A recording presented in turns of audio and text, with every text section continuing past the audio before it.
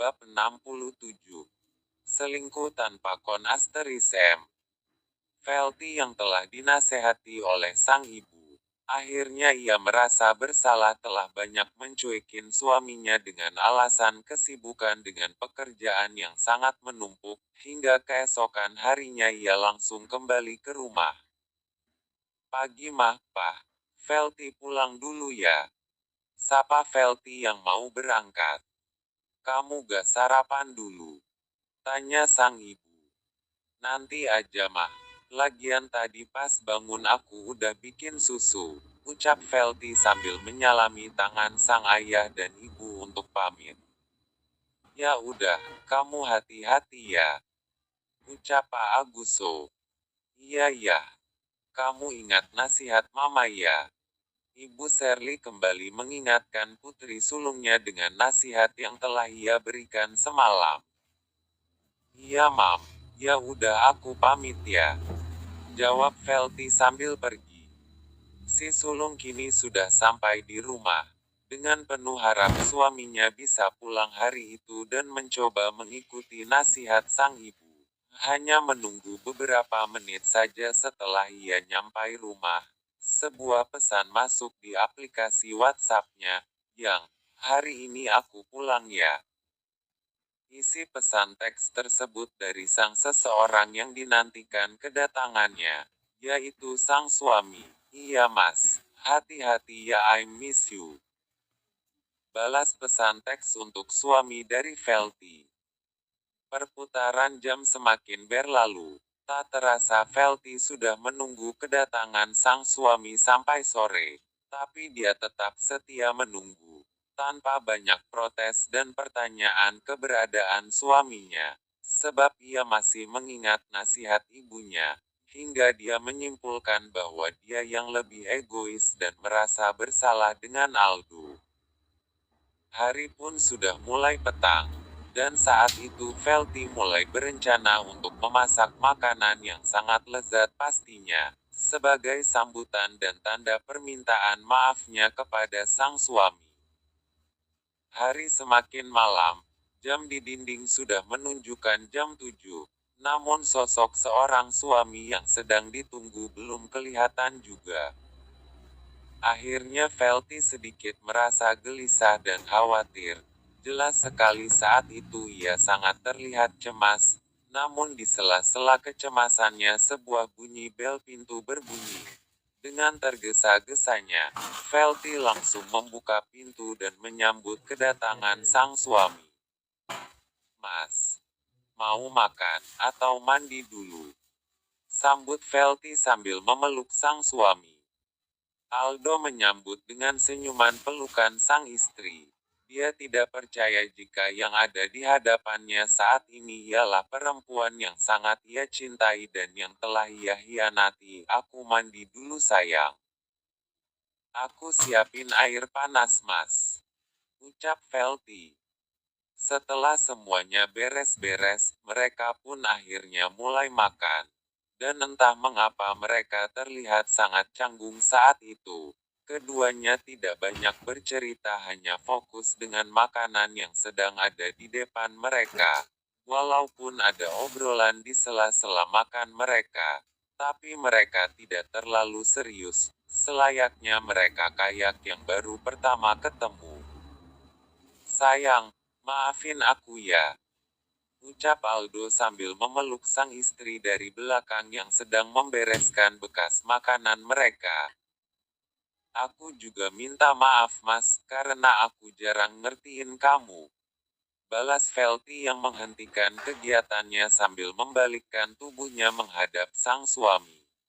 Tanpa banyak protes dari Velty dengan pelukan sang suami, akhirnya Aldo mendaratkan sebuah ciuman di bibir Velty yang keduanya kini sedang merindukan satu sama lain.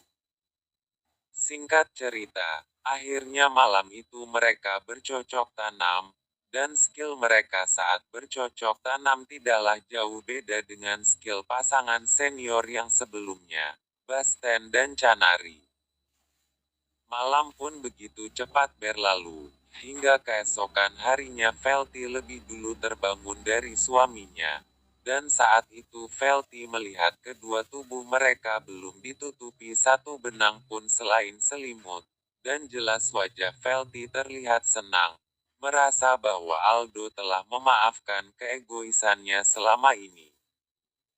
Namun seketika wajah Velti berubah menjadi sedikit aneh saat memperhatikan tubuh suaminya. Di bagian dada asteris sang suami terlihat bekas ciu asteris men yang pastinya bukan dia pelakunya. Mas, bangun. Velti mengguncang tubuh suaminya untuk bangun. Namun karena kelelahan Aldo sangat malas untuk bangun.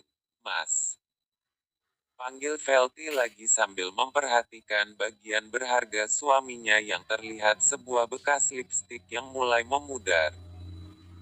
Dan akhirnya tanpa banyak berucap, istri yang barusan menyesali keegoisannya yang ingin hubungan keluarga baru mereka akur, perlahan pergi meninggalkan kamar mereka sambil menangis dengan hati yang sangat hancur, dan hanyalah rasa penyesalan yang tersisa dalam hidupnya. Di sisi lain, Altar yang sedang merasakan keterpurukan, hatinya yang sedang hancur dengan seorang perempuan yang sangat ia cintai, yang mana hubungan mereka yang sudah bertahun-tahun harus berakhir dengan tragis. Ia memilih menghabiskan hari-harinya untuk berteman dengan minuman beralkohol. Berbagai macam cara yang telah dilakukan Altar untuk bisa menghapuskan kisah cintanya yang begitu mendalam dengan si Endang, namun tidaklah segampang yang ia bayangkan untuk melupakan perempuan yang telah bertahun-tahun ia cintai. Tak terasa seharian telah ia lalui dengan hati yang penuh goresan, hingga malam hari itu Altar mengunjungi sebuah kafe milik sahabatnya untuk melanjutkan minumannya. Bro, sebotol dulu, ucap Altar sambil menunjuk sebuah botol minuman beralkohol. Lah, kok ini udah keras sekarang nyet, sindir sahabatnya. Jangan banyak cerita dulu keong. Kalau lu gak sibuk duduk di sini temani gua minum. Oh iya, coba telpon dulu pejabat muda, sekalian kita rayain kabar gembira di keluarganya. Ucap Altar sambil menyuruh sahabatnya untuk menelpon si Basten. Kabar gembira apa tuh nyet? Tanya sahabatnya yang belum tahu kabar baik atas kehamilan istrinya Basten. Ini dia hamil, emang belum lu dengar? Belum. Ah, iya tunggu, biar gua telpon dia. Akhirnya sahabat mereka yang bernama Mardin itu menelpon si pejabat muda. Napa Din? Tanya Basten dari seberang telepon. Sombong kali ya, gak ngasih tahu ke kita kabar baik di keluarga lu. Sini lu, si Nyet lagi nangis nih di kafe gua. Ajak Mardin. Siapa mas?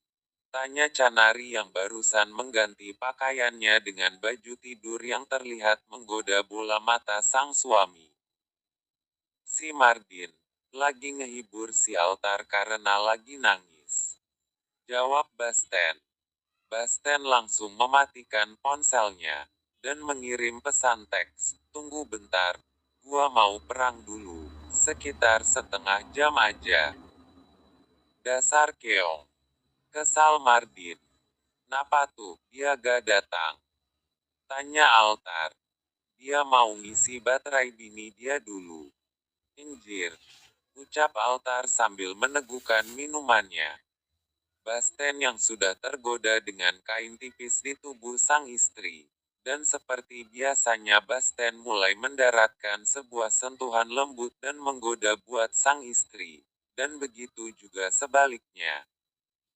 Hingga pada akhirnya sang istri meminta sang suami untuk mempercepat ritme dan akhirnya Canari berhasil lelah dibuat oleh sang suami. Setelah Canari terlelap, Basten perlahan pergi dan menuju tempat sahabatnya tadi di sebuah kafe.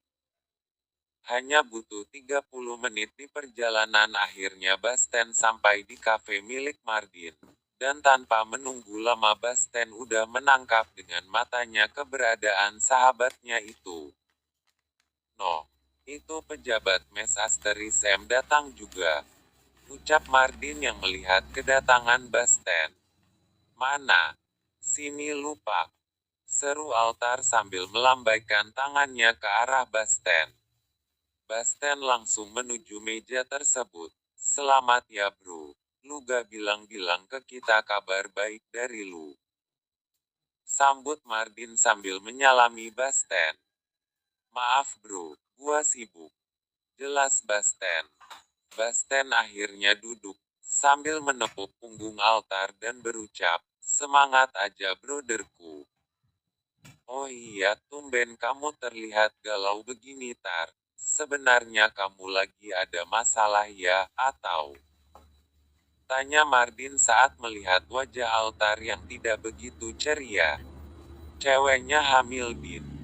Basten langsung menanggapi. Dia peka situasi hati Altar saat ini karena sebelumnya Basten telah dengar sendiri dari Altar tentang masalahnya dengan si Endang. Bagus dong, berarti kalian berdua akan jadi calon ayah. Yang semangat dong Tar. Ucap Mardin sebelum ia dengar yang sebenarnya tentang kekacauan hati Altar. Ini dia hamil, itu karena cairannya. Kali ini Altar yang bicara.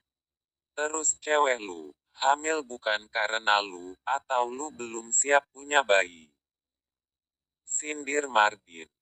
Bukan gitu. Aku kalau ngegas cewek gua, selalu pakai balon kecil, tapi dia selingkuh. Selingkuh tanpa kon asteris M. Akhirnya dia mengandung benih orang lain. Jelas Altar sambil meneguhkan kembali minumannya. What? Sama siapa ini gak benar nih, benar gak Bas? Protes Mardin sambil menatap Basten.